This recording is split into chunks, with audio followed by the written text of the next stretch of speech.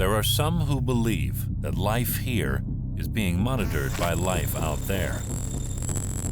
And there are people here who know it is true. For centuries, people on Earth have experienced a troubling and persistent phenomenon. Many people have vivid memories of being abducted secretly against their will by seemingly non-human entities and undergoing complex psychological and physical experiments. The common misconception is that space is a quiet and desolate vacuum of emptiness. Space is, however, very active. This is alien contact.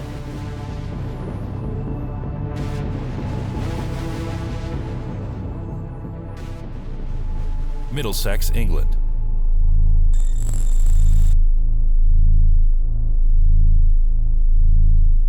Identical twins Philip and Ronald lived with their grandparents on an unassuming road in the historic county of Middlesex. It was the summer of 1982. It seemed like a normal sunny day. A slight breeze flew through the air. For 13-year-olds Philip and Ronald, this seemingly normal day would be the beginning of a lifetime search for the truth.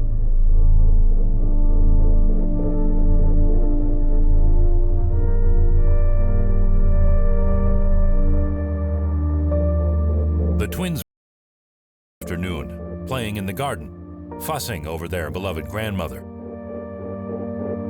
They lived in a big house and we were out in the back garden with our grandmother, my brother and myself. Our grandma was out and Philip, my brother Philip, contests that she's hanging out washing. I can't exactly remember if she's hanging out washing, but she was with us. We were fussing around her and their garden was long and narrow. What happened next would turn their world upside down.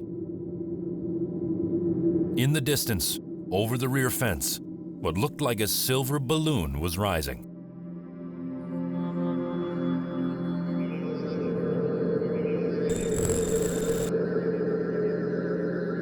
As if by magic, the object was suspended in midair. It arched over the fence, hovering ominously. Suddenly, the mysterious object sped in the family's direction. As it flew closer and closer, the twins began to realize this was not like any balloon they had seen before. Firstly, it seemed to be flying along a direct trajectory, as if it was being controlled by an external or internal force. Although the object was only around the size of a football, its finish was that of a highly technological metal. So this was, to me, otherworldly. As it came closer and closer, it halted, hovering silently over their grandmother's head. Grandma, look, look. And she turned around and she said the most bizarre thing. She said, oh, look, the fairies have come to take a closer look at us.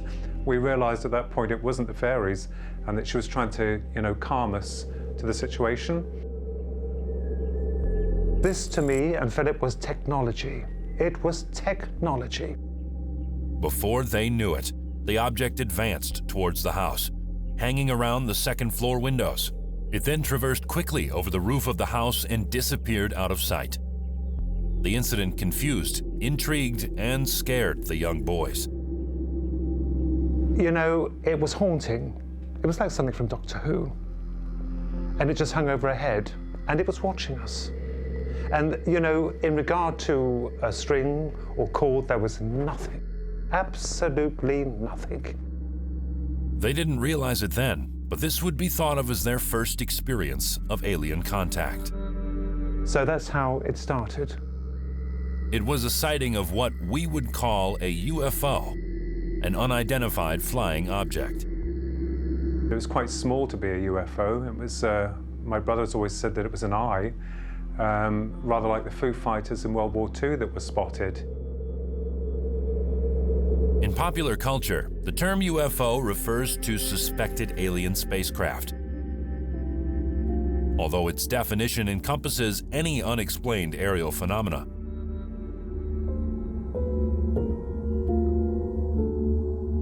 reports of UFOs have been a constant throughout history.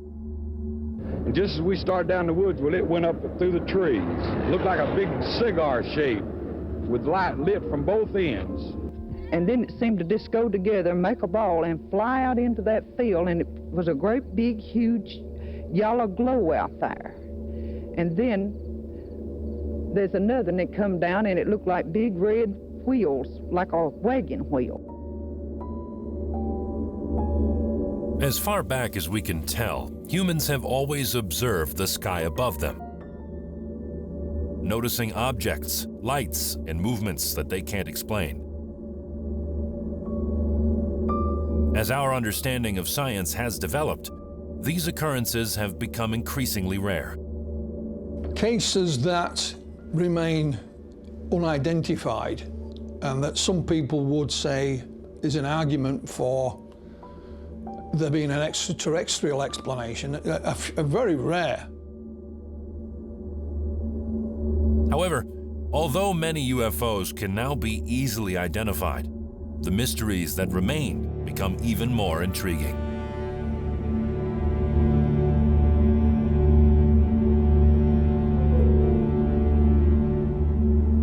It's an enigma. The UFO subject is an enigma. It's a puzzle.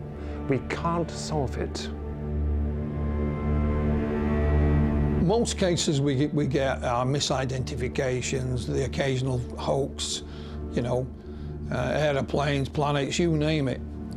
And there is a small percentage that at the end of the day, no matter how hard you try, and I can be as skeptical as anyone, and I am, there still remains cases that are unidentified.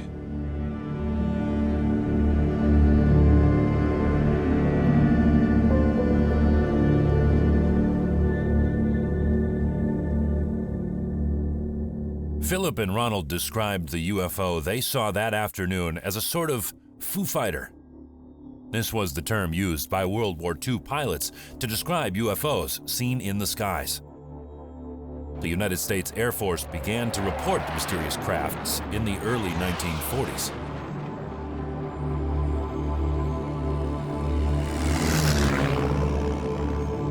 Allied pilots flying over Europe would report glowing spherical objects flying alongside aircraft. They would glow orange, red, and green.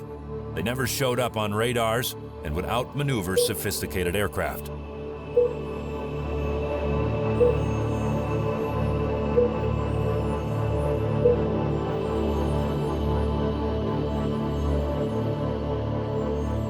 Some tried to explain these phenomena as being the result of hallucinations or even top-secret German weapons.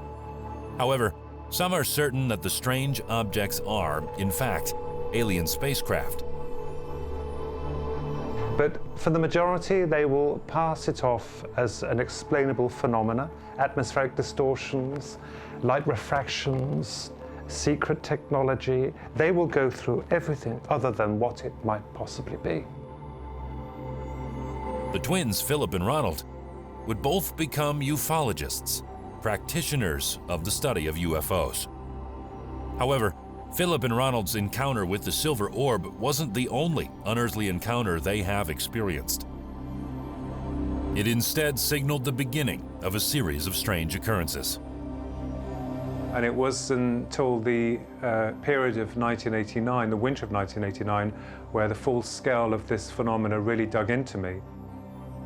And I had what most people assume was an alien abduction.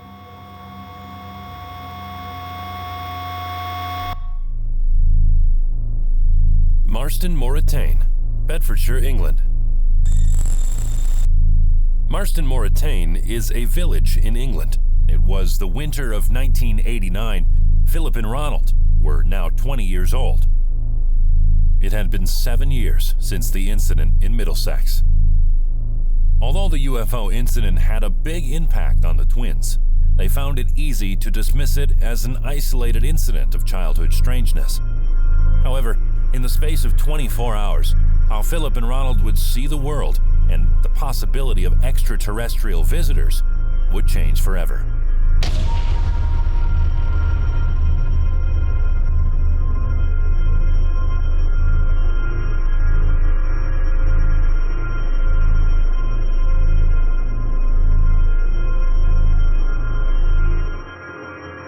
Philip recalls walking from the station to his house.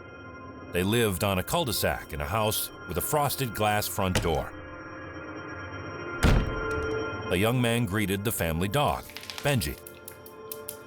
His twin brother and his sister were both at home while their mother was at work. I'm just, talking generally, got my back leaned against the cabinets in the kitchen so I could look out towards the hall and through the frosted glass doors to the front of the house. In the kitchen, Philip began to notice a change in the atmosphere around him. It could only be described as a strange electrical feeling, a vibrational interference. He had no idea what was happening or what was about to happen.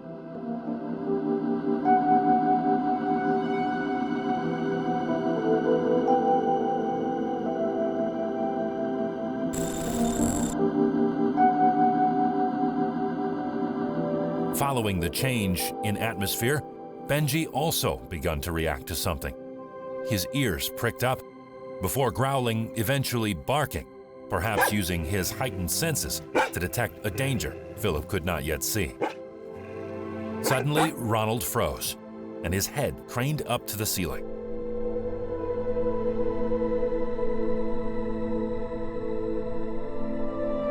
As if in a trance, he says, "There's going to be an earthquake or Grandma's going to die." Well, his statement made no sense to me. There was no earthquake and Grandma was still very much alive during that point. The statement seemed to make no sense to Philip. It was like wires had been crossed in his twin brother's head. With Ronald still in a trance, an overwhelmingly bright light streamed through the frosted glass of the front door. The light saturated everything it touched. The door itself seemed to be altered by the impact of the light, as if the whole structure had somehow turned to jelly. It moved backwards and forwards in an unexplainable way.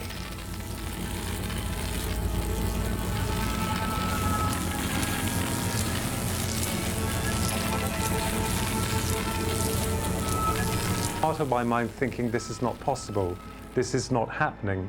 The same token, my brother is still in his trance, or if that's what it was, a trance. We don't know what it was.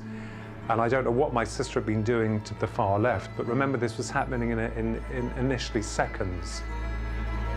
At this point, Benji is barking hysterically as the light gets brighter and brighter. Philip's attention is swiftly alerted to a force coming through the glass of the still closed door.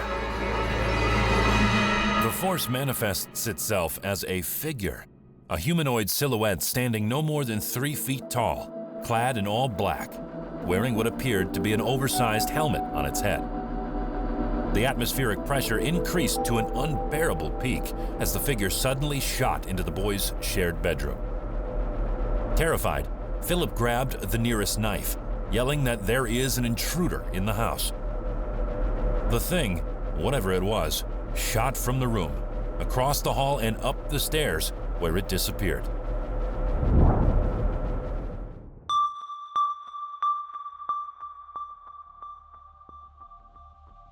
The moment it disappeared was like a plug being pulled from the socket. Ronald snapped out of his peculiar trance. The front door and the atmosphere returned to normal. The distressed family conducted a search of the house, but nothing was found. We made a search of the property, nothing could be found, and I remembered that I broke down that night because I couldn't explain what had happened. The whole thing seemed unreal, but it really happened. There was so much that couldn't be explained by science or even rationalized by the twins. What had Ronald's statement meant, and why did he say it? My brother can't even begin to understand why he went into the trance that he did, or why he came out with those random things. How is it possible for something to move through solid matter? And what was that thing? Could this bizarre encounter be alien contact?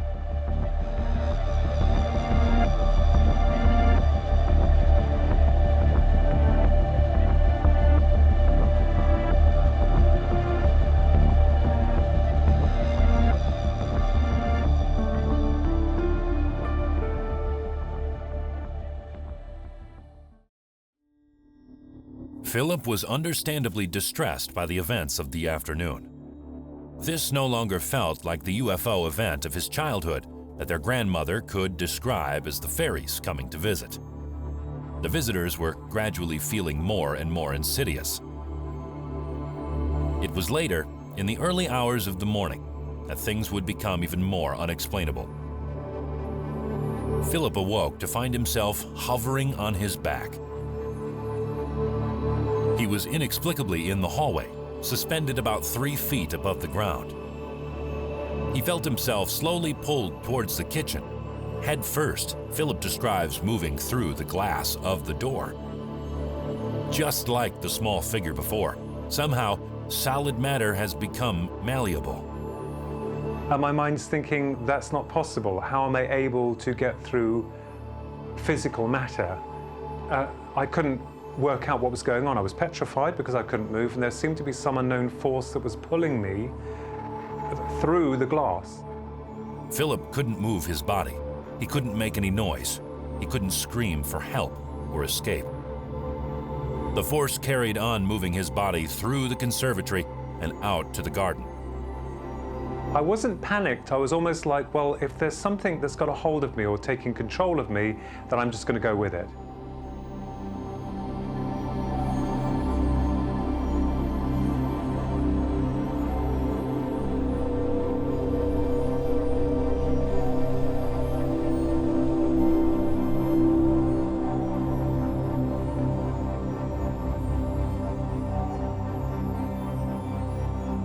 Now in the garden, Philip is slowly spun around and angled so he is facing the night sky. What he sees is unexplainable. There were what could be hundreds of UFOs littering the sky, moving quickly and unpredictably. One stationary gray metallic spherical object commanded his attention. As Philip gazed at it, he could feel his body quickly moving up through the air and towards the sky. And as I come towards it, come right up to it, I black out.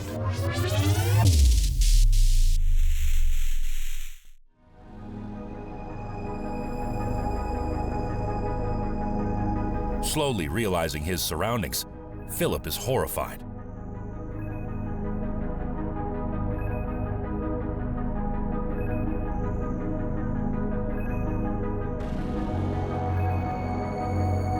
If you can put yourself in a situation where you don't know where you are, because I immediately woke up and I found myself in a kind of like a medical room. It was very hot. I was naked. I was strapped to some kind of bed. Philip is trapped in an unknown medical setting. Unable to move, he stares terrified at the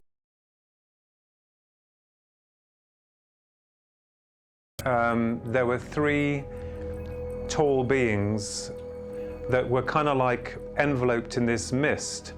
And for want of a better word, the only way I could describe them was that they looked like reptilians.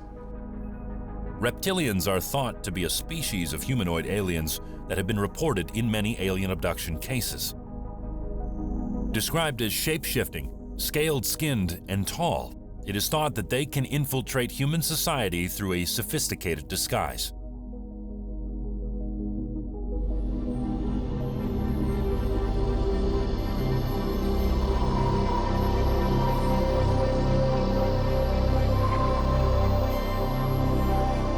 Seeing them horrified me. One, because I'm strapped and I can't move. I'm being held against my will. And there are these 3 beings to my direct right that don't seem to have any care for me. To them, I feel like I'm just a piece of meat on a slab. There was an indescribable feeling in his lower abdomen. He knew without even looking that some sort of foreign implement had been inserted. Philip describes it as having an organic feeling. So I knew that whatever they were doing was something that my mind couldn't understand. And I started to yell and scream for them to take this thing out. I wanted this thing out.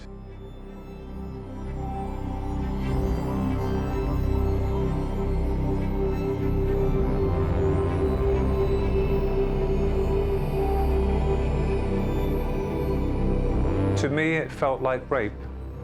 It was degradation and completely senseless.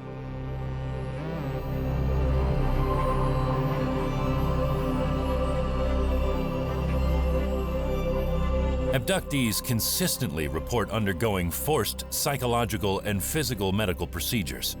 The captors are often said to be interested in the human reproductive system. These procedures are usually called probing. Why are these aliens abducting innocent people? What do they want to gain from their bizarre procedures?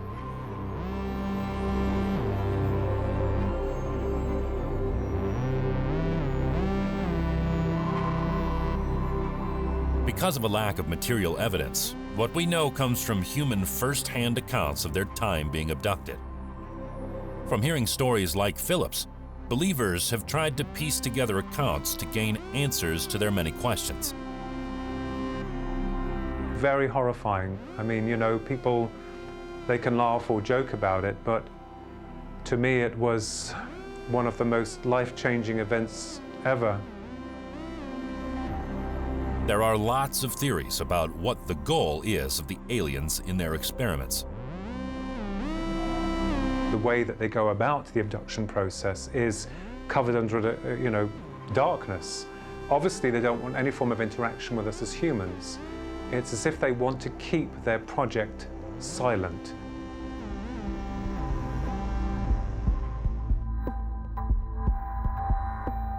Some abductees report incidents of interspecies breeding, leading people to theorize that a hybridization program could be at the heart of the abductions. Could it be possible that there is a goal for creating alien-human hybrids?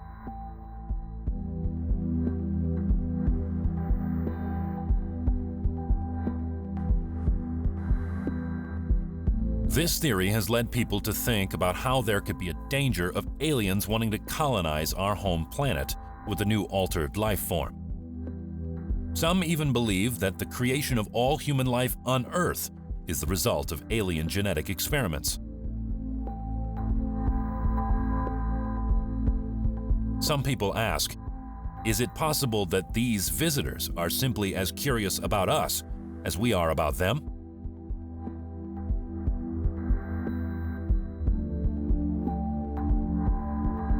If there is a highly intelligent extraterrestrial life form, could they see these experiments the way that some humans view animal testing?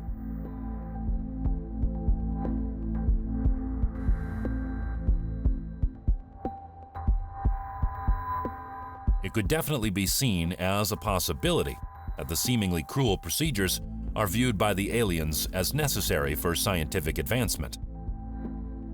If this species does, in fact, possess an incredibly advanced way of thinking, could we be seen as equivalent to test mice?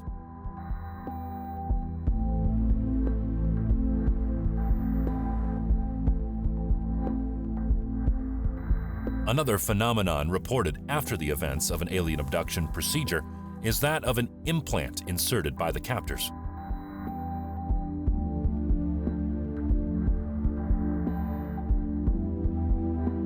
Claimed reasons for this range from tracking to mind control.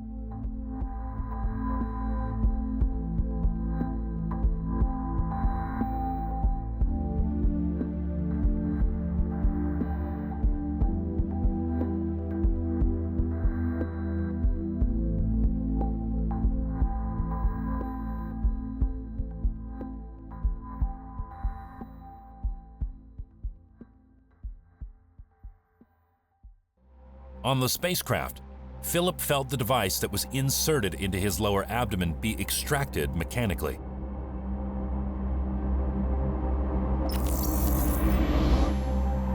The three figures that were present before had disappeared. He noticed a small figure coming through a partition of light. It is what he describes as a gray. This grey came forward and the device was being extracted mechanically, I assumed. I didn't see anyone taking it out. It felt like it was being pulled out, and I was ordered to dress. So I kind of like thought, well, this thing's got me out of the situation or getting me out of it. I need to dress. So I dressed into my pajamas and I was ordered to follow it down this slight corner where I couldn't see, and it turned out to be a corridor, a very small corridor. And it was quite misty still, and I could see some lights but couldn't see where the source of light was coming from. And the grey stopped at what I thought was a wall. And I looked at it and it looked at me, and immediately it wants me out. I have to go. And I'm like, well, how do you expect me to go? And immediately the wall opened to a door. I didn't see a door opening, it just turned into like nothing there, but I could see the village from a last height.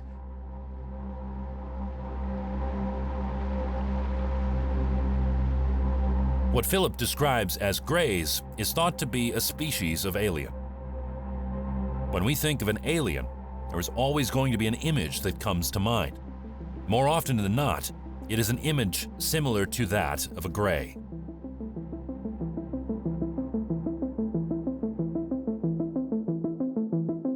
They are described as humanoid, gray-skinned beings with unusually large heads.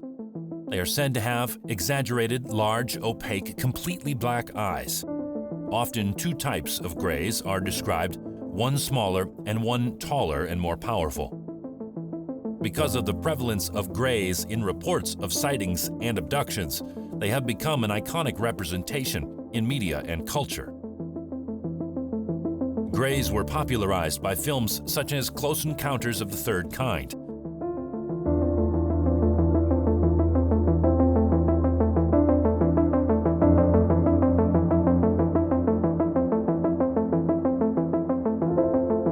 And TV shows such as The X-Files.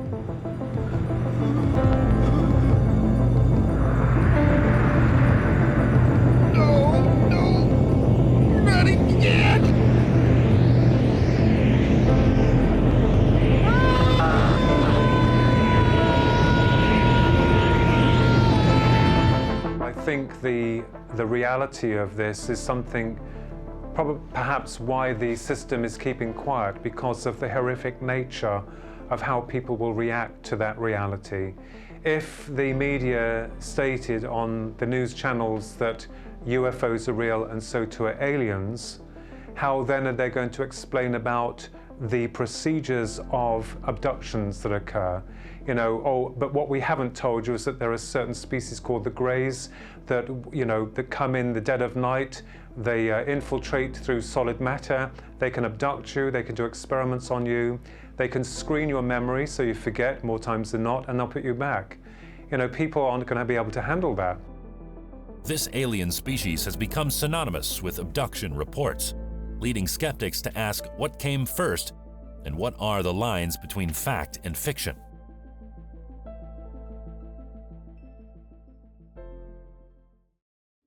A notable early description of greys in an abduction case comes from Barney and Betty Hill. It is often thought of as the first widely publicized alien abduction. The Hills lived in Portsmouth, New Hampshire, USA. They believe they were abducted. At 10:30 p.m. on September 19, 1961, the Hills were driving back from a vacation at Niagara Falls.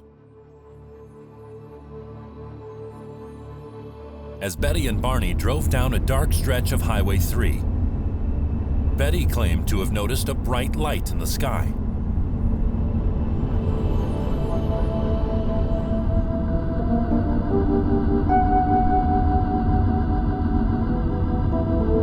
Betty first thought it was a shooting star. However, bizarrely, it only moved upwards. Furthermore, the light seemed to be moving around erratically. As the couple carried on driving, the lights seemed to be getting bigger and brighter. They stopped the car, and Betty exited to observe the lights through binoculars. Through the binoculars, there seemed to be some sort of craft with flashing lights moving across the night sky.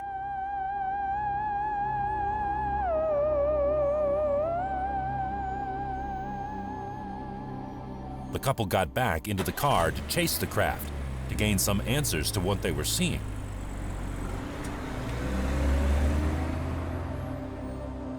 Suddenly, the object started to fall from the sky rapidly.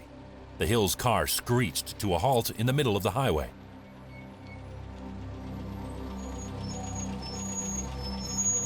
The craft hovered as Barney grabbed the binoculars. He claimed to see 8 to 11 humanoid figures looking back at him from the windows of the craft.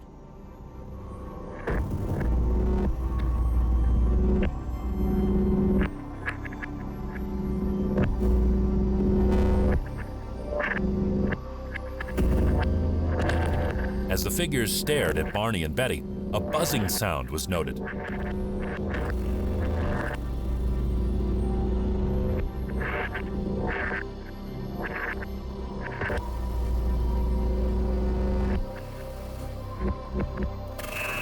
And the couple then reported entering a trance-like state.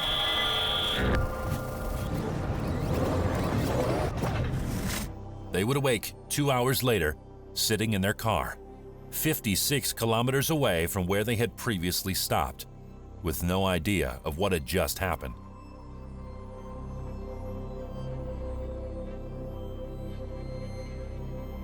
To add to their confusion, they soon discovered that their watches had stopped working. The strap on the binoculars had broken, and a pink powder substance had stained Betty's dress. Betty would go on to report unusually vivid dreams she had in the days and weeks that followed the supposed abduction. She dreamt of small humanoid men leading her up a ramp into a disc-shaped craft.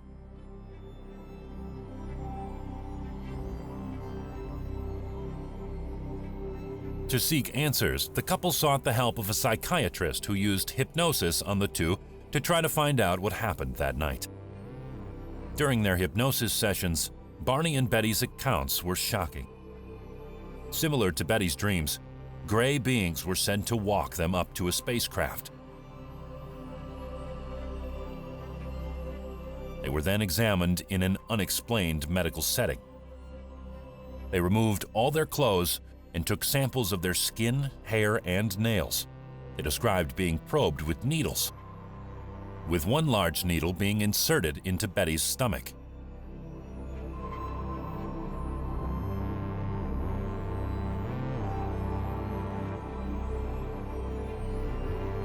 Philip and the Hills abduction cases are a good example of a pattern many abductees and skeptics have noticed.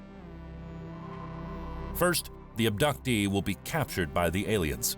Like Philip, they could be levitated into a floating spacecraft. Next, abductees report the examination phase of the experience. For Philip, this involves a mechanic instrument inserted into his lower abdomen. The Hills describe similar examinations. Upon return to Earth, often the abductee will experience missing time, leading to a realization that they believe that they have been abducted by aliens.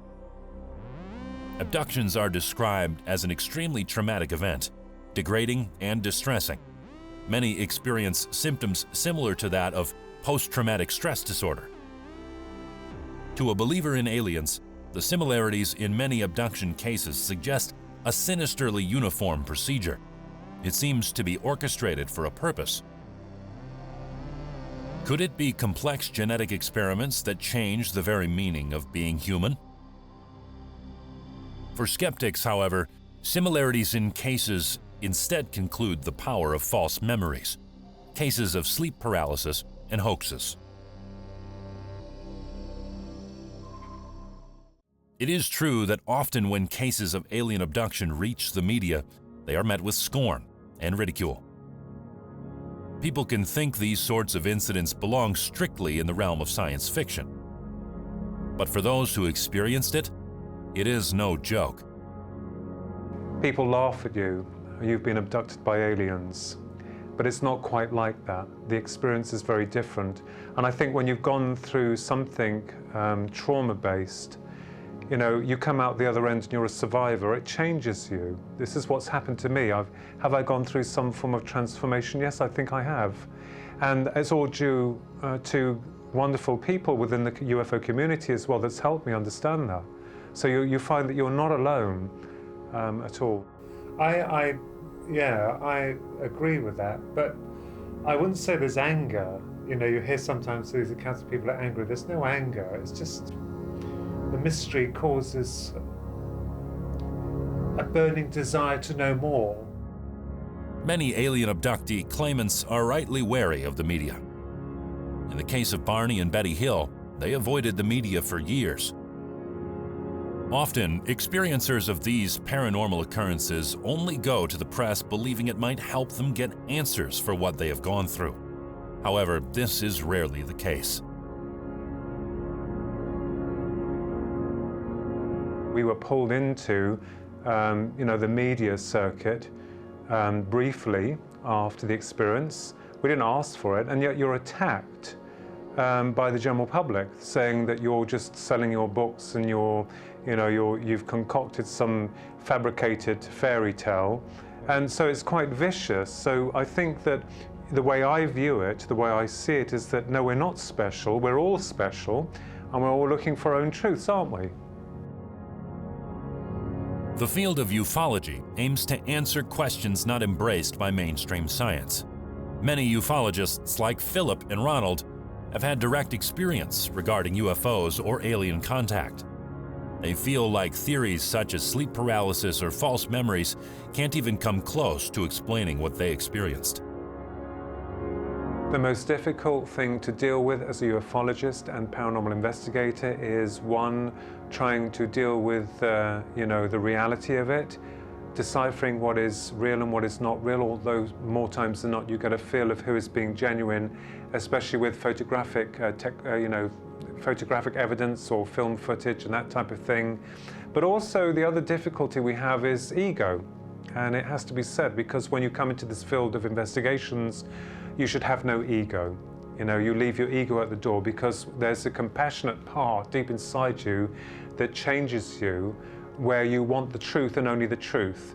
Unfortunately, a lot of other people come into that arena and they want the glory. They want to be number one. They want to be the person that has all of the answers.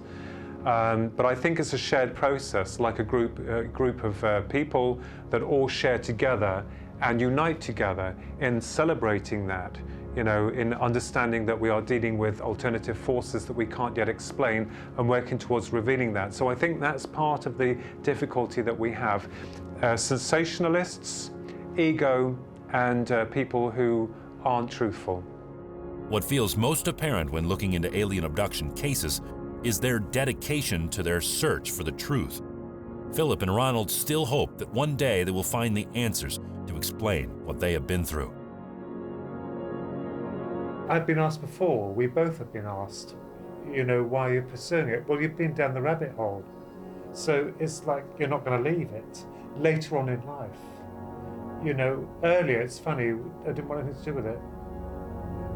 It wasn't forgotten, it was just buried at the back of the head. But when a little bit more of it came out, and the circumstances of meeting researchers, it drives you to want to try and find answers. Yeah, and I think also that, by looking for that's an inward built mechanism that seems to take over, because the system is saying it's not real, it doesn't exist, and you're like, well, yes, it does, because I had the experience, so I need to go and look for it. And if people tell you to leave it, you're not going to do that.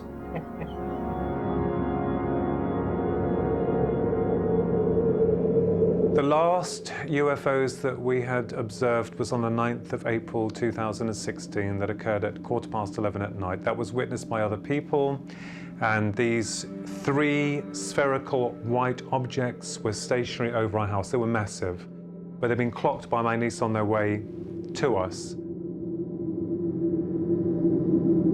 They invoked some kind of shield or something to prevent the outside world or any influences from seeing them. Always when you're alone, isn't it? Or less few people, always.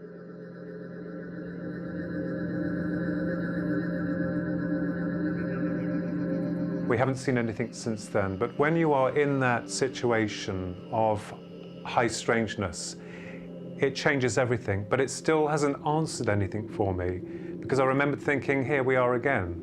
There you are again. What are you trying to tell me? What do you want me to know? Why is everything secret? You see, this opens up other areas that were previously closed, and then it leads you down a corridor of more confusion. But I will say they are real, but not what we think they are.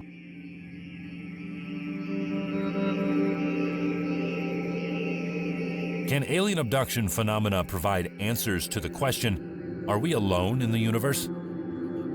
The answer lies in exploring the skies and looking for more evidence of the strange, the mysterious, and the unexplained. We may never know the full agenda of the beings responsible for alien encounters. Further research is needed.